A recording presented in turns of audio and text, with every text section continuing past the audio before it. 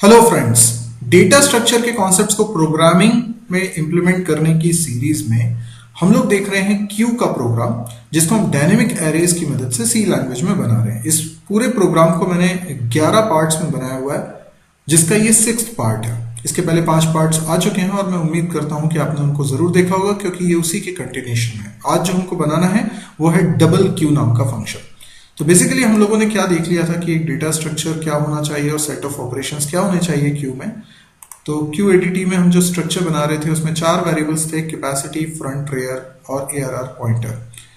इसके अलावा हम जो फंक्शंस बना चुके हैं वो ग्रीन कलर से दिखाई दे रहे हैं, जो फंक्शंस अभी बनाने रह गए हैं वो ब्लू कलर से दिखाई दे रहे हैं। आप देख सकते हैं आज जो फंक्शन हमको बनाना है वो है डबल क्यू नाम से। तो आइए स्टार्ट करते हैं। पहले हम डबल क्यू का कॉन्सेप्ट समझ लेते हैं कि हम करने क्या वाले हैं। मान लीजिए कि हमारे पास एक एरे है जिसको हमने बना लिया है, जिसमें 4 साइज है। ये हमारी क्यू है और कोडिंग भी हम कुछ कर चुके हैं। कोडिंग को एक बार थोड़ा सा देख लें। ये स्ट्रक्चर हमने बनाया हुआ था, कुछ फंक्शंस हम लोग डिफाइन कर चुके थे। इसके अलावा ये फंक्शंस के कोड हैं। इन फंक्शंस को मैं श्रिंक कर देता हूं, इनके कोड को। ओके, मेन फंक्शन में हम एक क्रिएट क्यू फंक्शन जो हम पहले बना चुके हैं उसको कॉल करते हैं। 4 कैपेसिटी पास कर देते हैं और उतनी कैपेसिटी का एक एरे बन जाता है, जिसको कि क्यू एडीटी के द्वारा पॉइंट किया जा रहा है। तो ये डायग्राम इस बात को रिप्रेजेंट कर रहा है। तो ये जो क्यू नाम का वेरिएबल है, आप देख सकते हैं मैंने यहाँ क्यू नाम का एक वेरिएबल बनाया हुआ है। उसके अंदर क्या आने वाला है? एड्रेस आने वाला है। किसका एड्रेस आने वाला है? इस ब्लॉक का आने वाला है, जिसके अंदर जो क्यू एडीटी टाइप का है और जिसके अंदर 4 वेरिएबल्स हैं, कैपेसिटी, फ्रंट, रेयर और एआरआर। तो सबसे पहले यहां पर क्या वैल्यू रखी हुई है कैपेसिटी के अंदर? That is 4। ठीक है। अच्छा, फ्रंट और रेयर में इनिशियली -1 होगा, लेकिन जैसे जैसे मैं इसमें वैल्यूज रखता जाऊंगा तो ये फ्रंट और रेयर चेंज होगा। तो इंसर्शन कैसे करते हैं वो हमें अभी आगे देखना है। अभी हमें एक सिचुएशन इमेजिन करनी है कि ये चारों वैल्यूज फिल हो चुकी है। चारों वैल्यूज फिल हो चुकी है, मतलब पहली वैल्यू 0 इंडेक्स पे आई होगी, फिर 1 इंडेक्स पे, 2 इंडेक्स पे, 3 इंडेक्स पे। तो फ्रंट की वैल्यू होगी 0 और रेयर की वैल्यू होगी 3। लेकिन फुल होने का एक यही सिनेरियो नहीं होता। कई बार फुल ऐसे भी हो सकता है कि एक वैल्यू डिलीट हो गई, तो इंडेक्स नंबर 1, 2, 3 पर तो वैल्यू रखी है पर 0 वाला खाली है। तो एरे में तो जगह है, अगर मैं एक और वैल्यू इंसर्ट करूंगा तो वो कहाँ जाएगी? इंडेक्स नंबर 0 पे चली जाएगी। तो होगा ये कि रेयर जो है वो 0 हो जाएगा और फ्रंट 1 हो जाएगा। बिल्कुल ऐसा हो सकता है। ऐसा भी हो सकता है कि 1 इंडेक्स पे जो वैल्यू है फिर वो डिलीट हो गई, क्योंकि फ्रंट उसको पॉइंट कर रहा है। फिर एक और वैल्यू इंसर्ट हो गई, 1 इंडेक्स पे आ गई, तो रेयर 1 हो चुका है। तो एक सिचुएशन इमेजिन करिए कि रेयर की वैल्यू 1 है और फ्रंट की वैल्यू 2 है। ठीक है, और इनमें कुछ वैल्यूज रखी हुई हैं।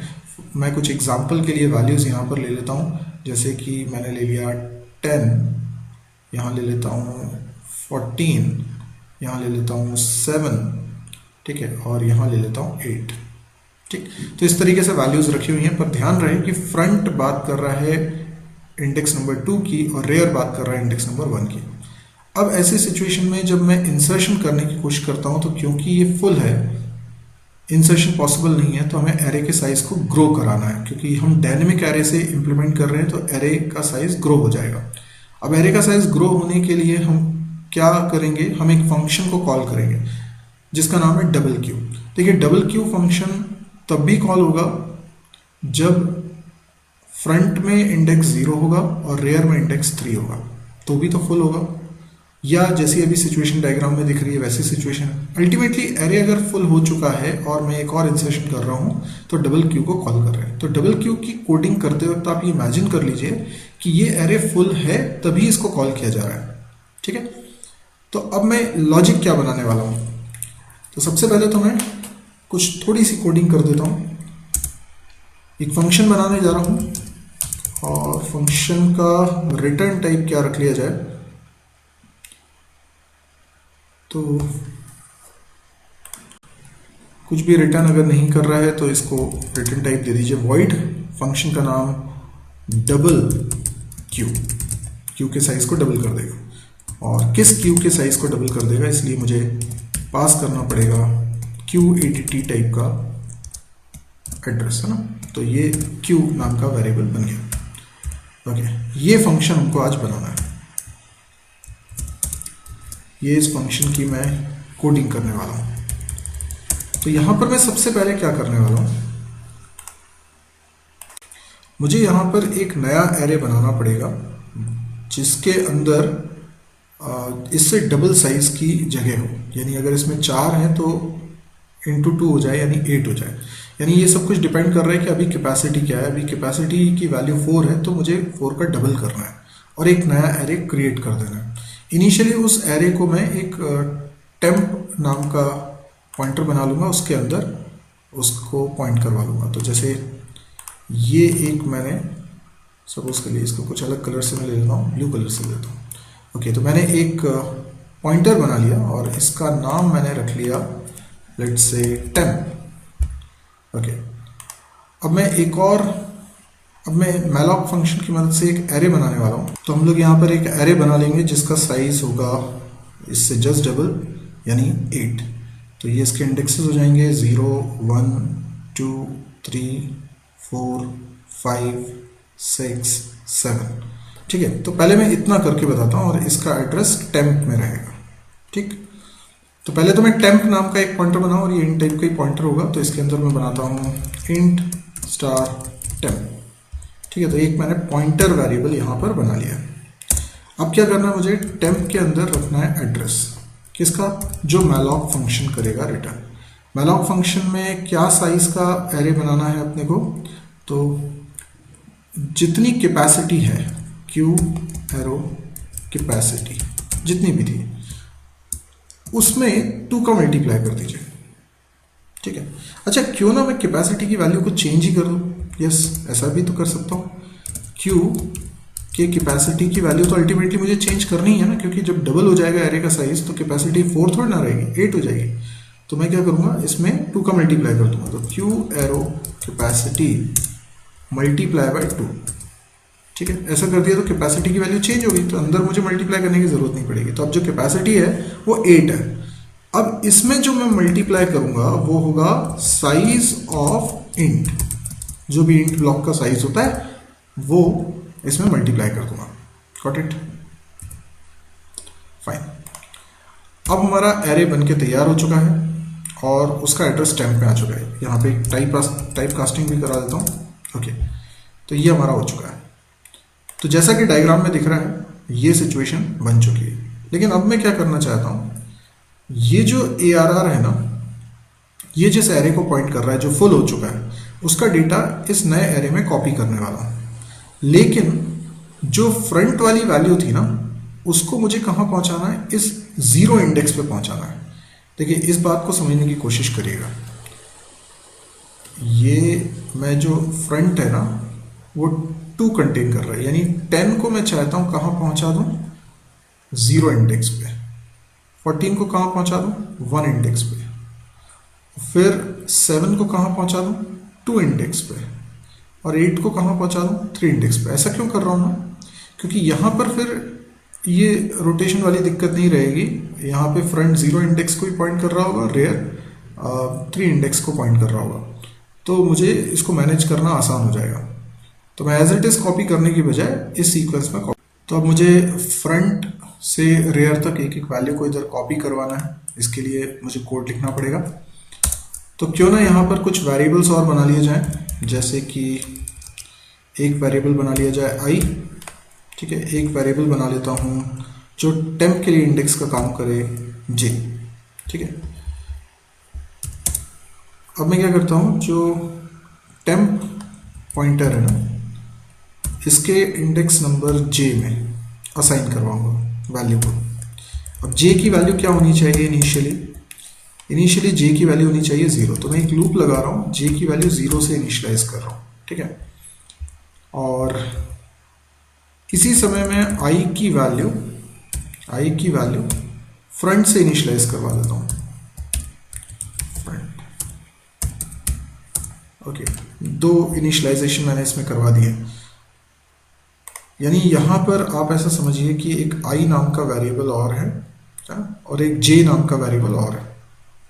ये जो i वेरिएबल मैंने लिया हुआ है, ये हमारा जो अभी एग्जिस्टिंग एरे था जिसको ARR के द्वारा पॉइंट किया जा रहा है उसके इंडेक्स के लिए यूज करूंगा, और J जो है वो टेम्प के इंडेक्स के लिए यूज करूंगा। तो I में इनिशियली वैल्यू कितनी होनी चाहिए? I में इनिशियली वैल्यू होनी चाहिए जो फ्रंट की वैल्यू है, दैट इज 2। अब मुझे क्या करना है, ये जो ARR 2 में वैल्यू रखी है, ARR I, ये वैल्यू मुझे असाइन कर देनी है किसमें? टेम्प के J में, ठीक है, टेम्प के J में। J में कितना होना चाहिए इनिशियली? 0। तो इसलिए मैंने J में 0 रखा है और I की वैल्यू को मैंने इनिशियलाइज किया है फ्रंट से। अच्छा, ये भी तो हो सकता था कि फ्रंट की वैल्यू 0 होती, ठीक है, तो 0 असाइन हो जाता I में। मतलब फ्रंट एलिमेंट जो भी है इन सब में से वो मैंने I में इनिशियलाइज किया हुआ है, और मैं एक एक करके वैल्यू बढ़ाता जा रहा हूँ। और ये कब तक चलाऊं?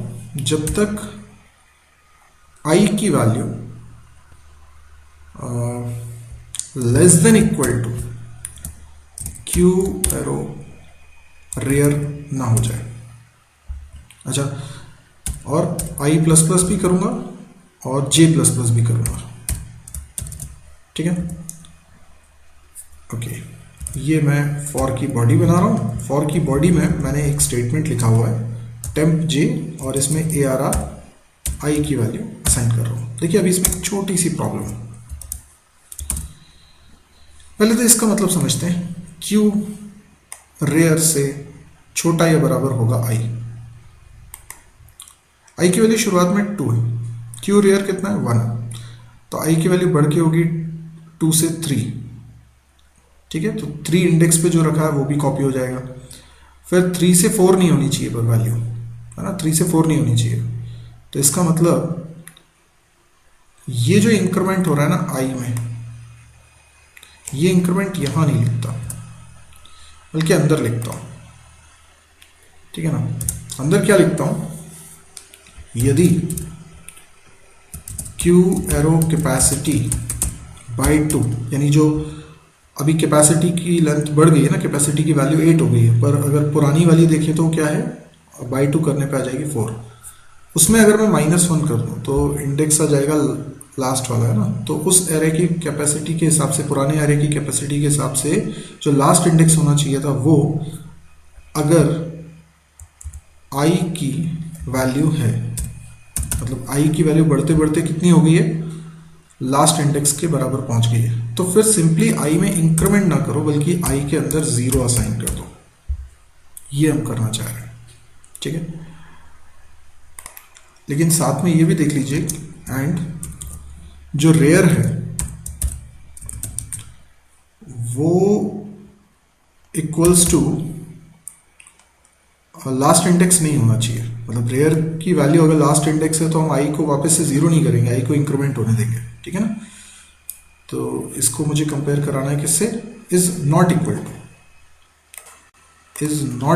To I। मतलब I की वैल्यू जैसे 3 हो गई है और रेयर की वैल्यू भी 3 होती, ठीक है ना, तो ये कंडीशन फॉल्स हो जाती है, I को फिर हम 0 नहीं करते। तो इसका मतलब अभी जैसे सिचुएशन है ना कि रेयर की वैल्यू 1 है, पर ऐसा होता कि ये सीक्वेंशियली फिल होते, फ्रंट एलिमेंट 0 इंडेक्स पे होता और लास्ट एलिमेंट 3 इंडेक्स पे होता, तो रेयर की वैल्यू उस केस में 3 होती। तो उस केस में Q rear not equal to I, ये क्या हो जाता? फॉल्स हो जाता, क्योंकि I भी 3 है और रेयर भी 3 है। तो फिर हम इंक्रीमेंट नहीं करते, हम असाइन 0 नहीं करते, हम क्या करते? इंक्रीमेंट करते, तो I प्लस प्लस, तब तो जाके ये कंडीशन फॉल्स होती, ठीक है। और अभी क्या होगा? अभी की सिचुएशन ये है कि जब I की वैल्यू 3 हुई, रेयर तो 1 है, तो I की वैल्यू 3 हो गई है और रेयर जो है वो 1 है, मतलब ये दोनों इक्वल नहीं है, तो I की वैल्यू 0 हो जाएगी। अब I की वैल्यू 0 हो जाएगी और आगे बढ़ेंगे तो 0 लेस देन 1 होता है, इसलिए ट्रू है, ये चलेगा, ये तो नहीं चलेगा। एल्स में जाएंगे, एल्स में इंक्रीमेंट कर देंगे तो I की वैल्यू 1 हो जाएगी, 1 पे भी ये कंडीशन ट्रू रहेगी तो फिर चलेगा, और फिर ये असाइन हो जाएगा और फिर यहाँ इंक्रीमेंट होगा, I की वैल्यू बढ़ के 4 हो जाएगी, 2 हो जाएगी, 2 हो जाएगी तो ये रेयर से ज़्यादा हो जाएगा, इसलिए कंडीशन फॉल्स हो जाएगी। लूप हमें यहाँ पर एंड करना है। तो ये लूप की बॉडी मैंने एंड कर दी। Got it. तो ये बेसिकली क्या कर रहा है, ये कॉपी कर रहा है कोड को। तो अब डायग्राम में समझ लीजिए, ये डेटा कॉपी हो चुका है। तो 10 कहाँ आ चुका है, 0 इंडेक्स पे आ चुका है। 14 कहाँ आ चुका है, इंडेक्स नंबर 1 पे आ चुका है। फिर 7 आ चुका है 2 पे, और 8 आ चुका है 3 पे। अब मुझे इस वाले एरे की कोई ज़रूरत नहीं है, तो इसको सबसे पहले मैं रिमूव करना चाहता हूँ, इसको डिलीट करना चाहता हूँ। कैसे होगा, तो मैं सिंपली लिखता हूँ फ्री और क्यू ARR, इसको फ्री करा दिया, ठीक है ना। तो ये अब एग्जिस्ट नहीं करता है, ये अब नहीं है। और ARR में मैं असाइन कर दूं टेम्प की वैल्यू, ठीक है। तो क्यू ARR असाइन टेम्प। तो टेम्प में जो डेटा था वो आ चुका है ARR में। तो हम कह सकते हैं कि अब ARR इधर पॉइंट नहीं कर रहा, बल्कि इस वाले एरे को पॉइंट कर रहा है। और देखिए इसका साइज भी डबल हो चुका है। तो ये फंक्शन तभी चलेगा जब डबल क्यू की ज़रूरत है, यानी जब एरे पूरा फुल हो चुका है। तो आई होप आपको ये फंक्शन समझ में आ गया होगा। ये बहुत ही सिंपल फंक्शन था। आप इसको एक बार टेस्ट भी कर लीजिए अलग अलग वैल्यूज़ के लिए। जैसे यहाँ पर मैंने एक सिचुएशन ली जिसमें फ्रंट की वैल्यू 2 है और रेयर की वैल्यू 1 है।